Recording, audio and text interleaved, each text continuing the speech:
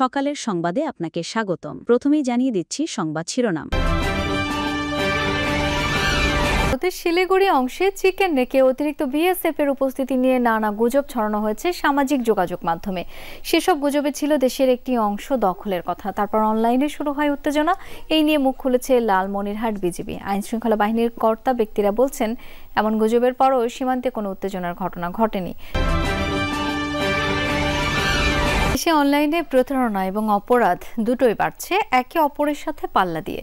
প্রতিদিনই এসবের শিকার হচ্ছেন শত শত মানুষ, কিন্তু এর বিপরীতে আইনের দ্বারস্থ হবার সংখ্যা একেবারেই কম। অপরাধীদের আটক বা শাস্তির আওতায় আনার পরিসংখ্যান তলানিতে। সংশ্লিষ্টরা বলছেন, অনলাইন অপরাধ দমনে সবারই সচেতন হওয়া জরুরি। ৩০ বছর পর সন্তান পেল তার পিতার স্বীকৃতি। তবে স্বীকৃতি পেলেও এখনো পায়নি সন্তানের অধিকার। মা ফরিদা বেগমও ফিরতে পারছেন না স্বামীর বাড়িতে। ঘটনাটি ঘটেছে ঝিনাইদহের কোটচাঁদপুরে। এই যশোরের বেনাপোল স্থলবন্দর হবে ইউনিফাইড পোর্ট, অর্থাৎ যেখানে আধুনিক ওয়্যার হাউস, কন্টেইনার টার্মিনাল থেকে শুরু করে ট্রাক টার্মিনাল ও স্বাস্থ্যসেবা থাকবে। কিন্তু সেই প্রকল্প হাঁটছে উল্টো পথে। বড় বাধা হয়ে দাঁড়িয়েছে জমি ইস্যু। ব্যবসায়ীদের দাবি, ১০২ একরের নিচে এই প্রকল্প বাস্তবায়ন করা সম্ভব নয়। তবে কর্তৃপক্ষ বলছে ৫২ একরেই আপাতত বাস্তবায়ন সম্ভব। এবার শুনবেন বিস্তারিত।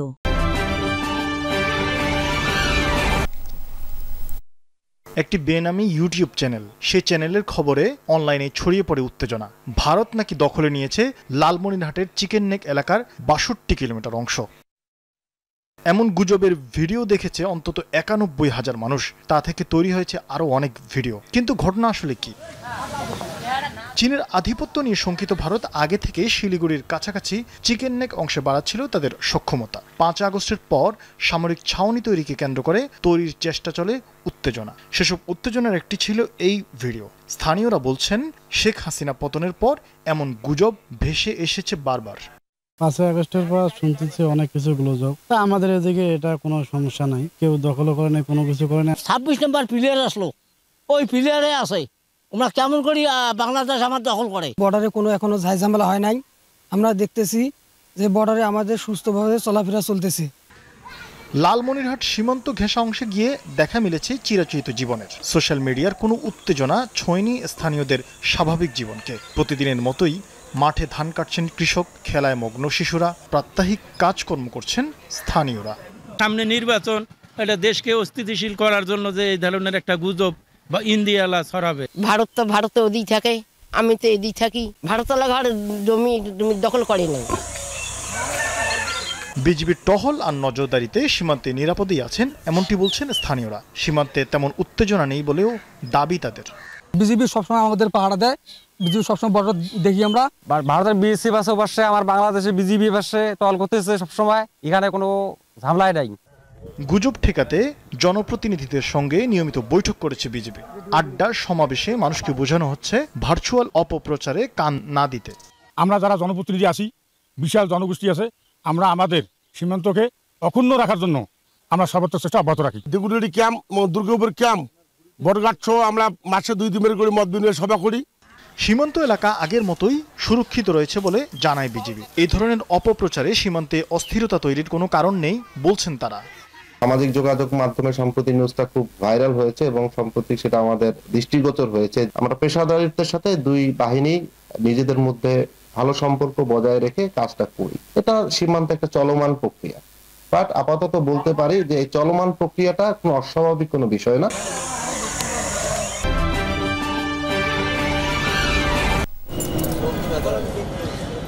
ইন্টারনেট বর্তমান সময়ে মানুষের দৈনন্দিন জীবনে অবিচ্ছেদ্য অংশই বলা চলে। শিশু কিশোর থেকে বয়োবৃদ্ধ, কাজের তাগিদে হোক বা বিনোদনের জন্য সবাই যেন মজেছেন অনলাইন দুনিয়ায়। কিন্তু প্রদীপের নিচের অন্ধকারটুকুও কম নয়। ইন্টারনেট ব্যবহারকারী নারীদের প্রতিনিয়ত পড়তে হয় নানা বিড়ম্বনায়। অশ্লীল বার্তা, কুরুচিপূর্ণ কমেন্টসের পাশাপাশি পোশাক নিয়েও অনলাইনে বাজে মন্তব্য মোকাবেলা করতে হয় নারীদের। মেসেঞ্জার, হোয়াটসঅ্যাপ বা বিভিন্ন অ্যাপসের তারা বাজে কটূক্তিকর মেসেজ দিচ্ছে বা বিভিন্ন ছবিতে গিয়ে বাজে মন্তব্য করে আসছে। এখন সোশ্যাল মিডিয়াতে যতই প্রাইভেসি রাখি কিংবা যতই প্রোফাইলটাও লক করে রাখি না কেন, আমাদের উপরই দেখা যায় যে কোনো না কোনো একটা মানে হ্যারাসমেন্টের মতো আমরা পাই। সেটা ফেক অ্যাকাউন্ট আমার নামেই খুলে হোক কিংবা আমার আইডিতেই দিয়ে হোক, এমন আমি এরা সচরাচর পেয়েই থাকি। এরকমই হয়রানির শিকার হন নাটোরের এক ভুক্তভোগী নারী। আইনশৃঙ্খলা বাহিনীর দ্বারস্থ হলে পরে ক্ষমা চায় উত্ত্যক্তকারী হামিদুল। ভুলভ্রান্তি হলে ক্ষমা চা। ওকে ভাইয়া আমি সরি বলছি। আমি বলি ভাইয়া, আমি বলি যদি আপনার চালান বা আমি চালান ভুলভ্রান্তি মেলা কিছু হয়ে যায়। কিন্তু অনেকেই সমাজের ভয়ে ও পারিবারিক চাপে বিষয়গুলো কাউকে বলেন না। এতে পার পেয়ে যায় অপরাধীরা।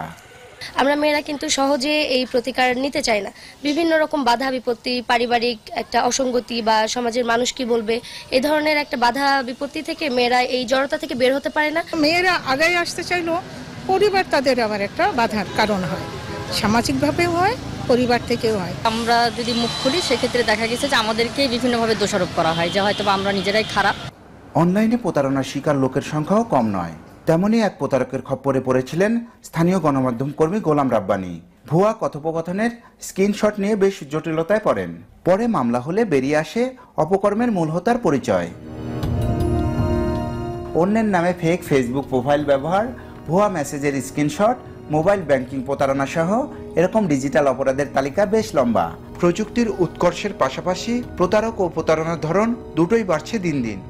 মোবাইলের যে ফেক চ্যাটিং যে বিষয়টা, এটা খুবই ইজি ওয়েতে যারা প্রতারণা করে এটা তৈরি করে। এটা আমাদের বিভিন্ন ওয়েবসাইট আছে, ওয়েবসাইটের মাধ্যমে যদি ফেক চ্যাটিং মেসেঞ্জার যদি লিখেন তাহলে অনেক ওয়েবসাইট চলে আসবে। এখান থেকে আপনি খুবই জাস্ট একটা অ্যাকাউন্ট ক্রিয়েট করে, ছোট্ট একটা অ্যাকাউন্ট ক্রিয়েট করে আপনি পুরো অরিজিনাল মেসেঞ্জার যেমন আছে, original Messenger, WhatsApp, Instagram easy ওয়েতে তৈরি করা যায়। আইনজীবীরা বলছেন অনলাইনে অপরাধ বা প্রতারণার সম্মুখীন হলে দ্রুত আইনের আশ্রয় নিতে।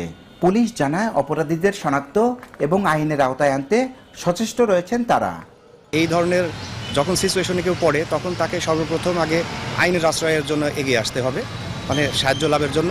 সে যদি আইনের সাহায্য নিতে আসে তাহলে সে সরাসরি থানাতে যেতে পারে, তাছাড়া মাননীয় আদালতে আসতে পারে। বাংলাদেশ পুলিশ প্রত্যেক থানায় নারী ও শিশু হেল্প ডেস্ক করেছে এবং সেখানে প্রত্যেক থানায় মহিলা পুলিশ অফিসার নিয়োগ করা হচ্ছে। তারা যাতে লোক লজ্জার ভয়ে উঠে নির্দ্বিধায় সেখানে যে কমপ্লেইন করতে পারে। অনলাইন জগতে নাগরিকদের সুরক্ষার লক্ষ্যে 2025 সালে সাইবার সুরক্ষা অধ্যাদেশ জারি করা হয়।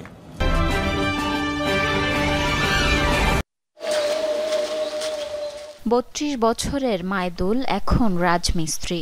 শৈশব থেকেই কাঁধে তুলে নিয়েছেন সংসারের বোঝা। বিদ্যালয় কিংবা কলেজের পথে তার কখনো হাঁটা হয়নি, কারণ পিতৃপরিচয়হীন মানুষের পরিচয়পত্রও থাকে অসম্পূর্ণ। মাইদুলের মা ফরিদা বেগম থাকেন সরকারি বরাদ্দের একটি ছোট্ট ঘরে। জীবনভর কাজ করেছেন মানুষের বাড়িতে, কখনো পুলিশ ক্যাম্পে। স্বামী সন্তান নিয়ে সুখে সংসার করার যে স্বপ্ন তা ভেঙেছিল 33 বছর আগে। মোহাম্মদ আলী নামের গ্রামেরই একজন 2 মাতব্বরকে সাক্ষী করে বিয়ে করেছিলেন, কিন্তু সন্তান আসার পর সব অস্বীকার করেন মোহাম্মদ আলী। মুখে 2 মাতব্বর বিয়ে দিল, আর কাজী তো মারা গিয়েছে, মাতব্বর দুটো মারা গিয়েছে। 30-32 বছর ধরে চারানো পয়সাও এখনো দিইনি। বাধ্য আমার মা যায় না সেখানে, পরে আবার বিয়ে করো হলে তারপরে কাছে আমার ছেলেও না, আমার বউও নাই। সম্প্রতি মাইদুল ও তার মা মোহাম্মদ আলীর বাসার পেছনে একটি জমি কেনে, কিন্তু যাতায়াতের রাস্তা নিয়ে বিরোধ দেখা দিলে সামনে আসে পুরনো পরিচয়। লিগ্যাল এইড অফিসে মোহাম্মদ আলী পিতৃপরিচয় স্বীকার করলেও দেননি স্ত্রী সন্তানের অধিকার। কোর্টের থেকে আবার এখন আবার ডবল করে আবার স্বীকৃতি দিচ্ছে, আবার কিরকম কথা? ওর তো আমার কাছে রায়টা নিয়ে তো কাগজে লিখেছে নাকি? গত জুলাই মাসে ওদের সাথে আমার কথা হয়, হওয়ার পরে ওই মাইদুলের পিতৃত্ব ঘোষণার দাবিতে দেওয়ানি মামলা করা। মামলায় যখন বিচারে ওঠে তখন এই সন্তান আসামি পক্ষ যখন অস্বীকার করে তখন আদালত ডিএনএ টেস্টের আদেশ দেয়, তখন উনি সন্তান স্বীকার করে। প্রথম স্ত্রীকে স্বীকৃতি না দিয়ে নতুন করে ঘর বাঁধেন মোহাম্মদ আলী। সেই সংসারেও রয়েছে 4টি সন্তান। দীর্ঘ 32 বছর পর আগের ঘরের সন্তানকে পিতার স্বীকৃতি দেয়ায় খুশি এলাকাবাসীও। স্বীকৃতি দিয়েছে, কিন্তু তার সম্পদ কিছুই সে দিচ্ছে না এবং দেবও না, বারও তুলে নিচ্ছে না। ভালো লাগছে তো, একজন যে স্বীকৃতি পায় সন্তান, সে চাই যে আমি স্বীকৃতি পাই। আমরা চাই যেন সন্তানের উত্তরাধিকার সূত্রে যা পায় একটা সন্তান পিতার কাছ থেকে যেন সকল অধিকার সে বুঝে পায়। 32 বছরের অপেক্ষা শেষে বাবার স্বীকৃতি পেয়েছে মাইদুল, কিন্তু তার সবচেয়ে বড় স্বপ্ন মাকে নিয়ে ফিরে যাওয়া সেই বাড়িতে যেখানে তাদের জন্যই একসময় বন্ধ হয়েছিল দরজা।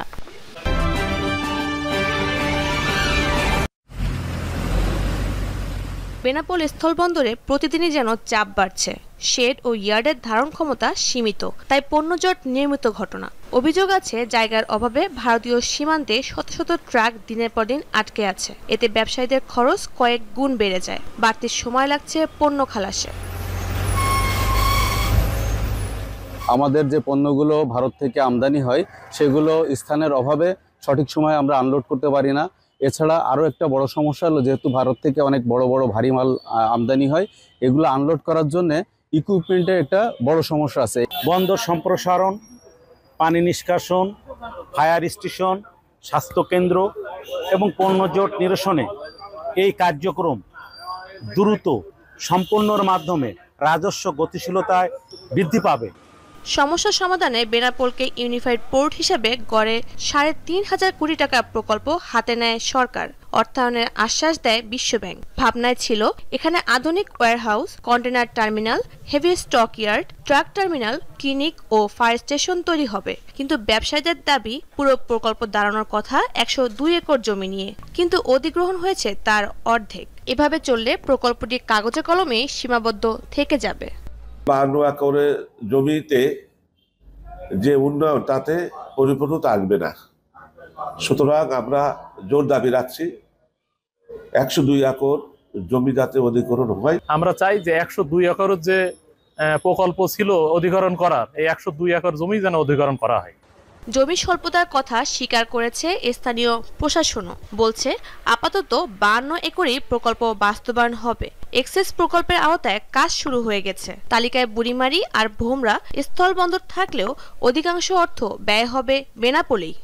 ব্যবসায়ীদের যে দাবি রয়েছে ১০২ একর জমির বিষয়ে, এটি আমরা সরকারকে জানিয়েছি। সরকার সিদ্ধান্ত নিয়েছে ৫২ একর জমি অ্যাকুইজিশনের বিষয়ে।